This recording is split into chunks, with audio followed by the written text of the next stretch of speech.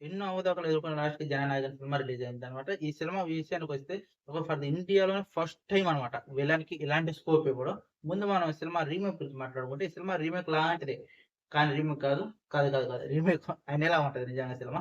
Remake కాదా? Remake కాదా? అని సినిమా మొత్తం క్వెషన్ చేస్తుంటది మనల్ని. ఆ క్వెషన్‌లోనే మనం చిక్కుకునేటట్టే ఉంటది. నాకైతే సినిమాలో 50% అంటారా, 50% ఓన్లీ కొన్ని సీన్స్ మాత్రమే. ఎంతంటే ఒక 20% సినిమాని అడాప్ట్ చేసుకున్నట్టు ఉంటది. స్టార్టింగు అలాగే అనిపిస్తుంది.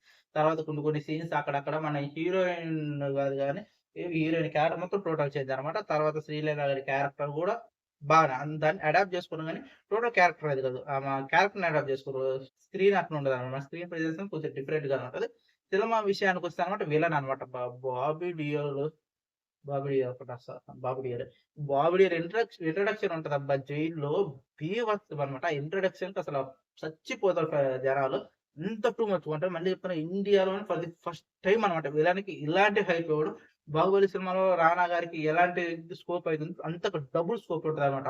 మరి బీభత్సం ఒక వేరే దేశానికెళ్ళి ఆ దేశాన్ని ఈ అంటారు చూసారా మనకెలాగంటే మనకి అంటారు చూడు అంటారు చూడబ్బా జైలు.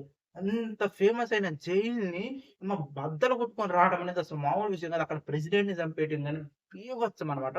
టూ మచ్ ఉంటది. నేను ఇదెందుకు రివీల్ చేస్తున్నా అంటే చాలా మంది స్టోరీ అంతా రివీల్ చేసారు. కాకపోతే ఈ ఇంట్రడక్షన్ చెప్తున్నా. ఆ రేంజ్‌లో ఎలివేషన్స్ ఉంటదన్నమాట విలన్‌కి.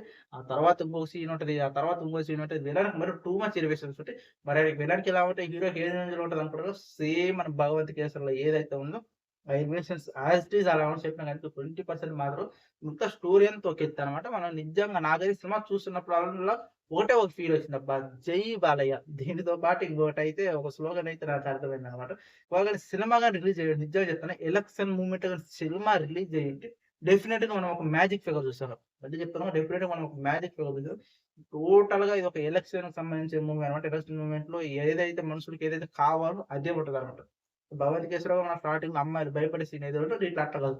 దీంట్లో ఓటర్స్ గురించి ఉంటదనమాట. నేనెప్పుడు సినిమా గురించి రివీల్ చేయను గానీ, కాకపోతే ఈ సినిమా ఏందంటే చాలా అవకతవకలు ఎదుర్కొంది కాబట్టి, ఈ సినిమాకి సంబంధించిన విశేషాలు అసలు ఎలక్షన్ మూవ్‌మెంట్ ఎందుకు రిలీజ్ చేయలేదు అనే దాన్ని నేను ఎక్స్‌ప్లెయిన్ ఇస్తున్నాననమాట. డెఫినెట్‌గా సినిమా ఎలక్షన్ మూవ్‌మెంట్ రిలీజ్ అయ్యుంటే విజయ్ అన్నకి చానా అనమాట.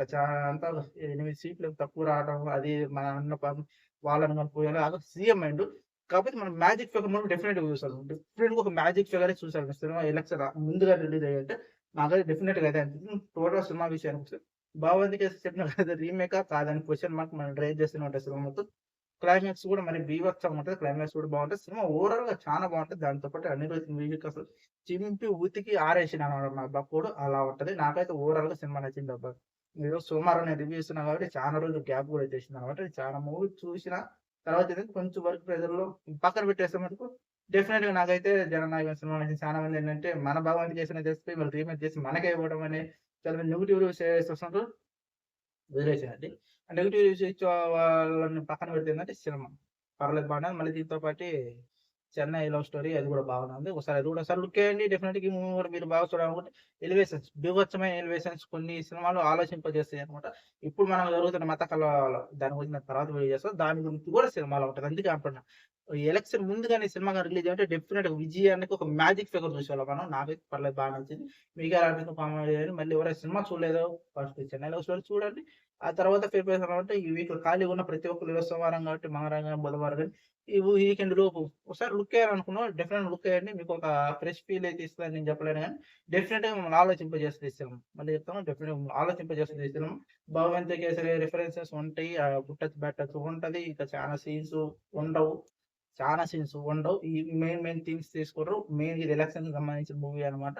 జనాలను ఆలోచింపజేసే మూవీ. కొంచెం మనల్ని కూడా ఆలోచింపజేస్తది. మీకు కూడా ఆలోచింపజేస్తది. డెఫినిట్‌గా సినిమాని చూడమని అందుకే నేను చెప్తాను. మళ్ళీ చెప్తాను సినిమా చూడండి. నాకైతే బాగా అనిపించింది. ఇక్కడ రేటింగ్స్ ఉంది. సినిమా ఎలా అనిపించింది? సినిమా బాగుందా? లేదా? అన్నది మాత్రం మన ఒపీనియన్. సినిమా బాలేకపోతే మనం స్కిప్ చేసి రివ్యూ చేయడం తెలిసిందే కదా! ఓకే. వీడియో ఇంతవరకు